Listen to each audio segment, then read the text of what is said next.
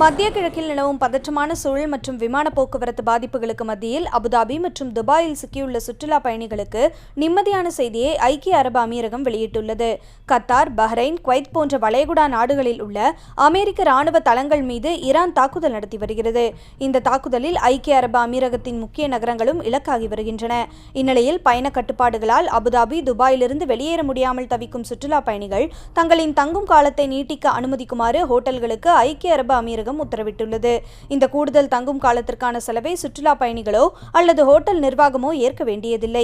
இதற்கான முழு செலவையும் அரசு ஏற்கும் என அபுதாபி கலாச்சாரம் மற்றும் சுற்றுலாத்துறை தெரிவித்துள்ளது. அதேவேளையில் துபாயில் சிக்கியுள்ள பயணிகள் தங்கள் அசல் முன்பதிவில் இருந்து அதே நிபந்தனைகள் மற்றும் கட்டணத்திலேயே தங்கும் காலத்தை நீட்டிக்க ஹோட்டல்கள் அனுமதிக்க வேண்டும்.